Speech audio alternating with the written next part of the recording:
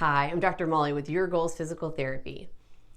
Do you love running, but you're worried about the back pain that you have while you're running? This is the perfect video for you. Back pain is so common nowadays that people just sort of assume that they should have some level of back pain, which is really unfortunate since pain of any kind is not normal. When your body is giving you the signal that something hurts, i.e. pain, that is the signal that something is not working correctly. Something is off and it needs to be addressed. Now, there is a difference between muscle soreness and pain, and sometimes that can get very hard to deal with and to figure out, certainly on your own. For some people, they are felt as the same thing. And so if you're running and you're trying to figure out, should I be running with this back pain? It can be very hard to figure that out, right? So if you love running and you don't want to stop, but this pain is causing you to have questions like, is it okay for me to be running with back pain? How intense can the pain get before I need to really stop? What could I possibly be doing to harm myself if I continue to run? That is what I'm going to address. There are some very common reasons, and I'm going to talk about very broad reasons to encompass a lot more things of what can be causing you to be dealing with back pain right now. So the three things I'm going to talk about in this video are one of your vertebrae in your spine can be misaligned. So that's one. The second one, your lower back muscles could be being strained while you're running. So that's number two. And the third is just the mechanics of your running or how it is that you're running could be causing you to have pain. So those are the three big things that I'm going to talk about in this video. Are we ready? Reason number one of your vertebrae could be misaligned. That is sincerely a very large or broad strokes answer, because misaligned could mean that one is slightly tilted, one's a little rotated, one's going, a little bit further forward in the front or a little bit, down in the back. It can mean all sorts of things. But the details don't necessarily matter because how you would resolve that is very, very, very similar on the back end. And what it means for you as a runner is essentially the same thing no matter what the problem is. If one of your vertebrae is misaligned, it's sort of like having a flat tire. And follow me through this, okay? If one of your vertebrae is slightly off, then it's not wearing that bone down or the cushion that's between the two bones, your disc. It's not wearing on that evenly, much like you would with a tire. If one tire is slightly deflated, the car fully functions, and even the sensors may not tell you 100%, depending on how much air is being lost by that tire. Even the sensors might not go off and tell you that you need to inflate it.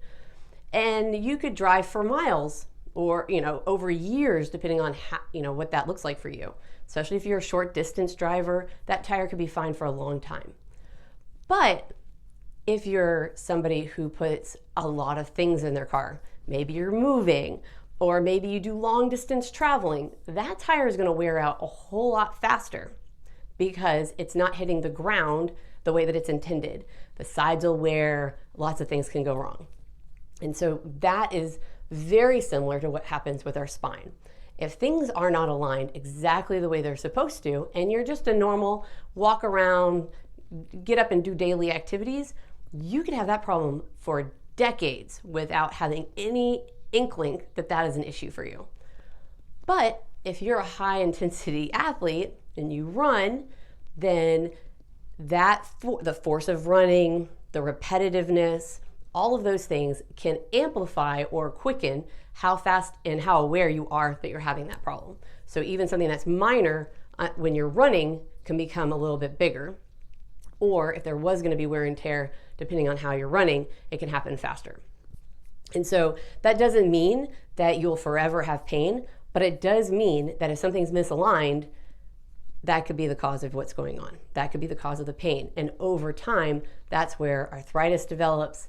That's where bone fractures, so you could actually break one of the vertebrae depending on how it is, how it's positioned inside there. So anyway, but that could take months or it could take years. Okay, so that's reason number one, that one of your vertebrae is misaligned. Then for number two, your lower back muscles could be getting strained, and that's what you're feeling. That sense of fatigue or very tired. It could even be so strained that it's causing a muscle spasm. And what that is it's very common. Most people think that when you talk about low back muscles, that's what keeps you upright. That's what helps you move around and bending things up, picking them, twisting, turning. And that is how most of us actually do it. But the intention, like if you look at the anatomy and how it's supposed to work, your lower back muscles are actually just supposed to sustain that normal spinal alignment. So how those bones are supposed to stack, your lower back muscles assist the ligaments and tendons and all the other things that are in there that help stabilize where your spine is. They were not designed to pick up your purse 5 times a day, or all the kids' toys, or that stack of tiles, or even keep you upright while you're running. The muscles that are supposed to help you with that are your stomach muscles. That's really what's supposed to help you bend forward and resist forces from sideways and forwards. And then what's supposed to help you really pick up heavy things, like if you're gonna bend over to pick something up, those should be coming from your hips. All of that strain should be displaced to your glutes. And just by point of fact, that's not normally what we do. Our bodies are also very smart at saving energy, and so it takes a lot less energy for you just to bend forward at your lower back and lift back up than it is to expend all the energy from your large glutes to help you get back, to bend down and stand up. And so over time, there can be some patterns that are changed. And so if you're running and you're getting low back pain, it could be from some misbalance between your stomach muscles, your hips, and those low back muscles. Somebody is doing more work than they really want to. And what does that mean? So could you push through that? Certainly. And maybe over time, everything would balance itself out. But if it doesn't, then what ends up happening is that people run and do so much intense work that they cause really severe muscle spasms. And it is not uncommon for people to end up in the hospital for medication to help calm down that muscle spasm. People will go through x-rays and MRIs and find out that it's really not a disc problem. It really was muscles cramping up very strongly on them. And it can take weeks for that muscle spasm to calm back down. And then the third reason is running mechanics. Now, it is not uncommon. People often assume that if they have knee pain, it's from running. If they have hip problems, it's from running. People don't necessarily think about having back problems from running. Some people, but not everybody. And it makes sense. The first thing to hit the ground is your foot, the next joint up is your knee, and then your hip. Why would it go any further than that? It really kind of depends on what part of your back is being strained and how well you absorb the impact when you're running. So depending on how you land, whether you land on your heel or your forefoot, that impact still has to be absorbed by your body. And depending on how efficient you are at that, that can vary where that force ends up reverberating. So some people really do land hard enough that their backs end up being injured from that just force. It ends up being a very big compression action. Now, there's also things that people don't necessarily think about, because that force I think everybody thinks about, but just the strain of being tilted side to side, because I know that we've all seen runners that do a lot of sideways motion or a lot of twisting while they're going. That is also straining your lower back, because that's where that twist is coming from. And if it's not coming from there, there's still some strain, because that spine still has to stabilize itself against that rotation. So depending on the strength of your spine and how you're moving, there could be stresses occurring that you wouldn't have thought about. And so those are the three, again, they're broad strokes reasons, but 3 reasons why you could be having low back problems. So if that's something that you're dealing with and you're hesitating, but it just started or it's not that intense, here's my general rule of thumb that I think works with any injury. If you've had that pain for more than 1 or 2 weeks, then you should go see somebody, because there is something going on. Your body's telling you something's not right. Go and see a movement specialist if it's a physical therapy, if it's a movement issue, because they're going to be able to identify what movement's causing what irritation and be a streamline for that. If it's another problem, maybe it's a different doctor. But in terms of running, truly, a movement specialist will be the fastest way to figure out what's going on with you and your body and where that extra stress is coming from. Now, if the intensity is really low and it's only intermittent, I can totally see why you would want to try to do a general exercise program and just see if that can help, or some stretches and ice, other things to help calm it down to see if it goes away.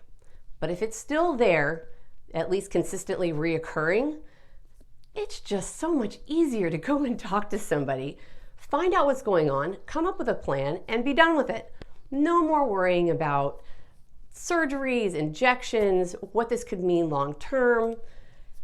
And if you see a movement specialist like myself, I very rarely tell somebody that they can never run again. In fact, I really don't think I've ever uttered those words. I will hold an asterisk because I work in a field that's very gray and things happen. But there are things that you can work towards to make sure that you're running safely, to make sure that your joints are going to be healthy, and to make sure that you can keep running for decades, not just the next 6 months, but for years. And so if you're having back pain and your big fear that's stopping you from seeing somebody is, I don't want them to tell me that I have to rest, or that running is bad for my joints, or any of the other things that a lot of doctors end up telling you with good faith, right? They're trying to help you. They're trying to make sure that you don't injure yourself. But running is an amazing sport, and done well, you can do this into your 80s. So, and that's the stance that I start with. So if this is the type of care that you're looking for, then I will leave a button below that says ask about a cost and availability. You'll just simply fill out a quick form, and then my office will get back with you and answer your questions and possibly schedule depending on what you guys talk about. Now, if you have tried a bunch of things, or you have some very specific questions and you would just like to have a conversation before committing to a full evaluation, that is perfectly fine. I love talking to people. I love answering questions. So there will be a button below that says talk to a PT. You'll fill out a quick form so we know when to call you and kind of what the topic will be about. And then we will contact you to set up an appointment time so that we have a good 20 minutes to have that conversation and make sure that all of your questions and concerns are answered. So until we speak, I hope you're having a great day.